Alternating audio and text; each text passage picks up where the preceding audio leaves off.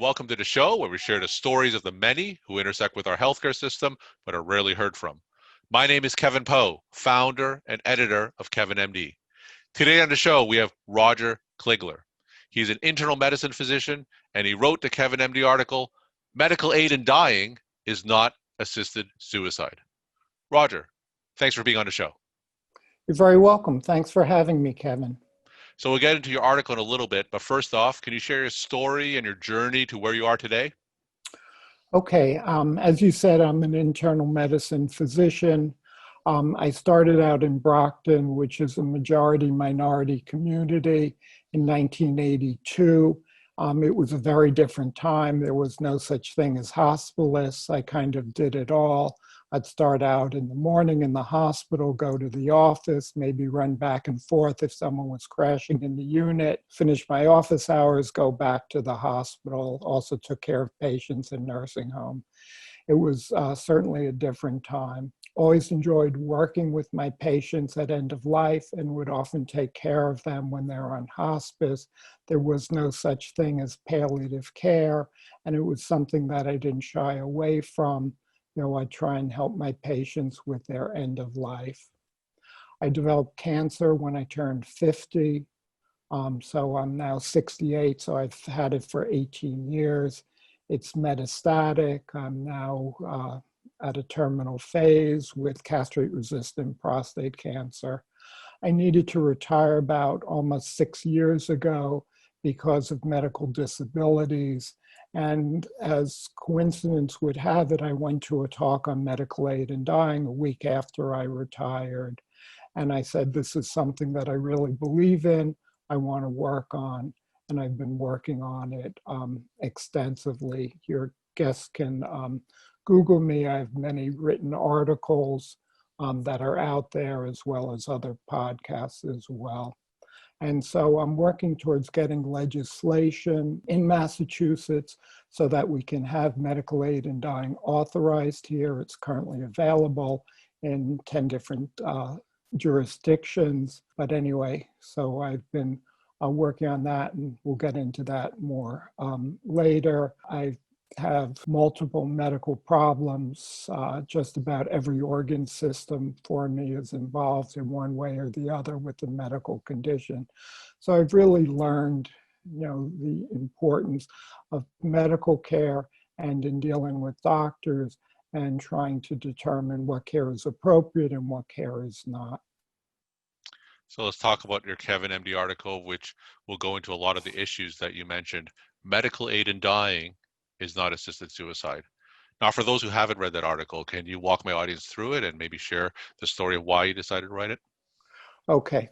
Well, I wrote it because Dr. Minford had written an article saying that she had been a proponent of assisted suicide, and then she realized that she was not because she believed in reincarnation. She talked about problems with religious philosophies, and I just felt that this was something that really didn't understand what medical aid in dying is. Now, many doctors don't know what medical aid in dying is, so I'm going to give you a really quick definition so that we're all on the same page.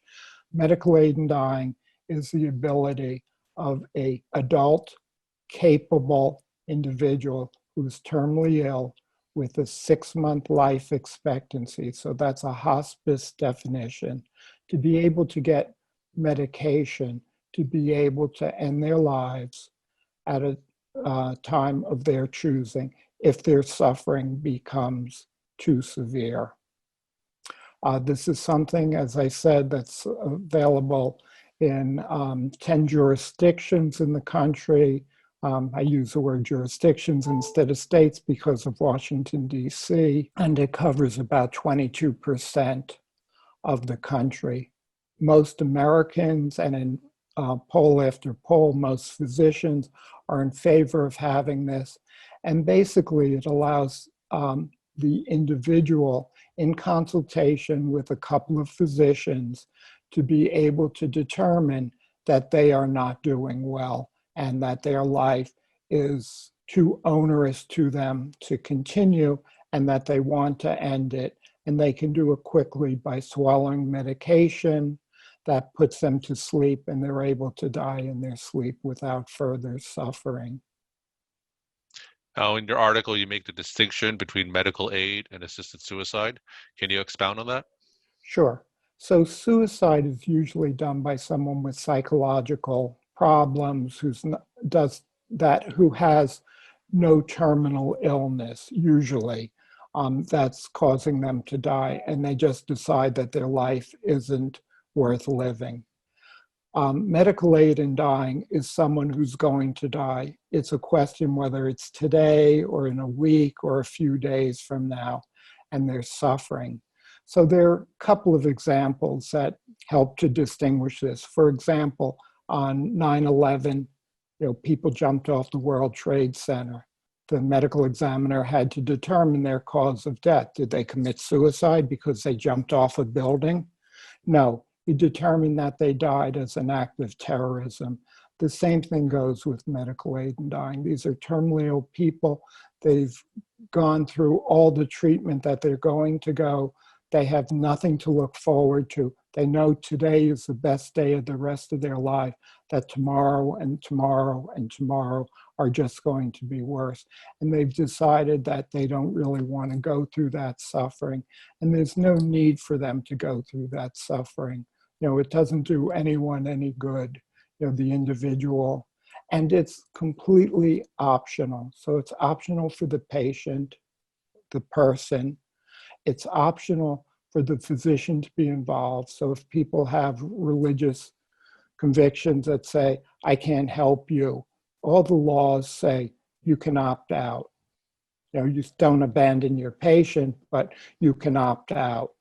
And another physician can write the prescription. People don't have to use the medication after they get it. So about a third of people who get the prescription don't use it. And it's a very small number of people who end up using it. It's approximately 3 to 4 out of 1,000 deaths per year. So it's there for some people who want to be able to avoid suffering, and it brings relief to many people. It also improves the quality of medical care across the board. Most physicians are uncomfortable about talking about death. And what this does, it kind of brings our game up to where it should be. In medical school, I don't know, you went after I did, but being taught about death and how to deal with end-of-life issues was not covered at all. And so, you need to be able to start talking about these issues with your patient, and you can find out, what are the issues that are going on with people, how can I help them? And not everyone needs medical aid in dying, but it increases the discussions that physicians have with their patients. It markedly increases the use of hospice and palliative care, and it helps people to decide when they're getting too much care. And as many of your listeners probably know, hospice extends life expectancy by over a month over usual medical care. So there's something wrong here that we as a profession are not helping our patients to make the decisions that will help them to live longer and healthier lives, but rather helping them to get more and more treatments, which aren't always in their best interest. Now, can you share a common scenario in the states where medical aid in dying is legal? Okay, so approximately 40% of people talk with their families about medical aid in dying when they have a terminal illness. About 17% will discuss it with their physicians. About 2% will ask, and about 6 in 1,000 will get a prescription for medical aid in dying.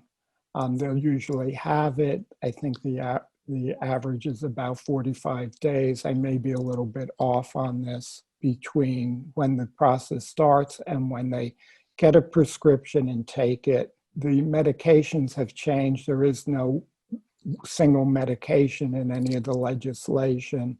And it's gone from Seconal to pentobarbital to drug combinations, as these drugs have not been able to be obtained anymore. Hopefully they will, but who knows? And, people fall asleep in minutes, and they end up dying in less than an hour on average.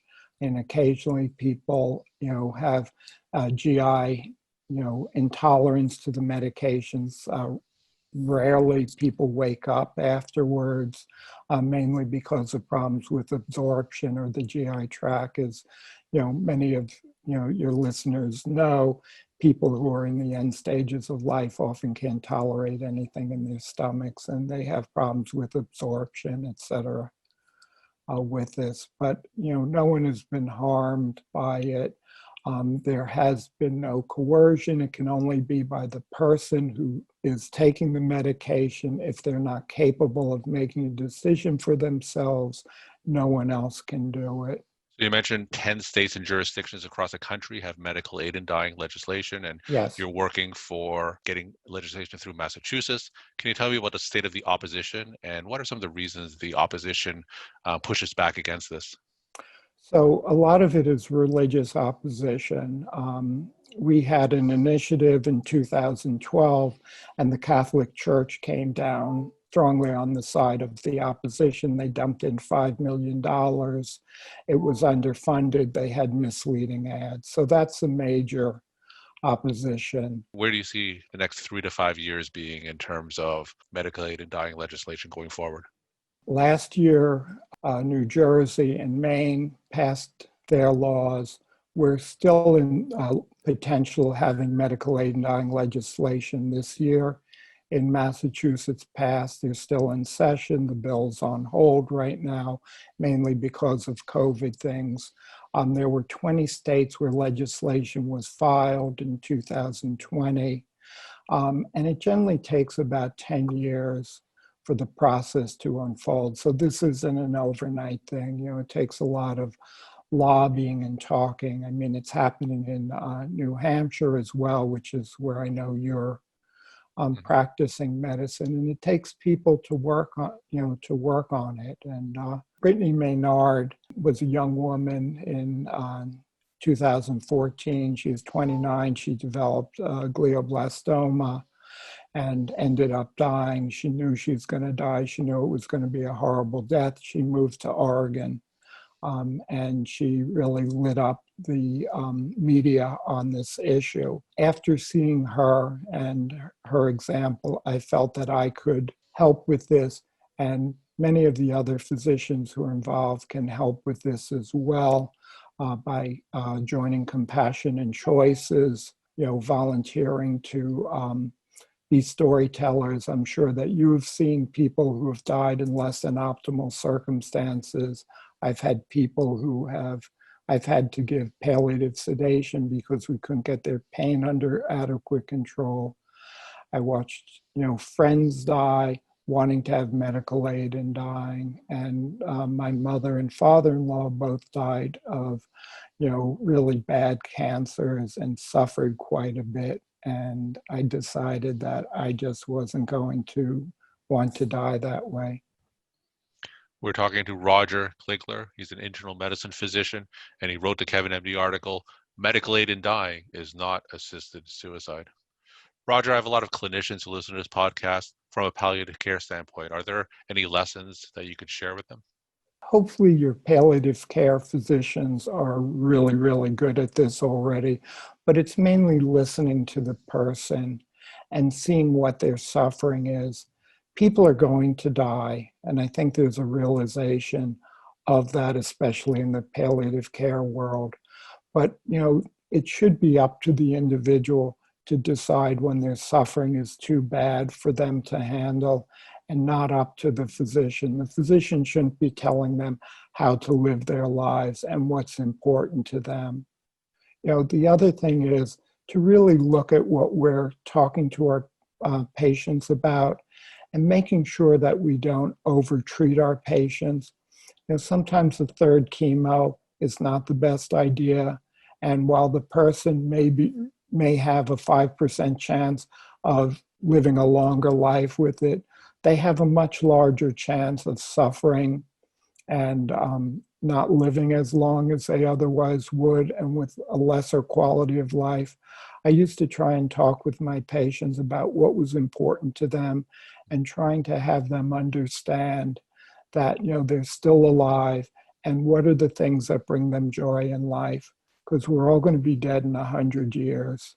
And, that's, there's no debating that at all. And, so what are the things that you want to do that kind of bring you joy while you're still here, and not to focus on their, on their bad part, on their disease. But at some point that just ends, for many people. I mean, 25% of people die with uncontrolled pain. 21% of people die with uncontrolled shortness of breath at the end. That's not something that most people would find acceptable. And so having another option, rather than having to last my last week or a few weeks, I have prostate cancer. Usually the last 3 months of that are pretty bad. I have a good pain tolerance, but I don't know that I really want to be suffering at the end. And my final question, Roger, what is your take-home message that you want to leave with the Kevin MD audience? My take-home message is that medical aid in dying should be available to everyone in this country so that people who are dying have an option as a different way to die, and that they have the ability to have their voices heard by the medical community.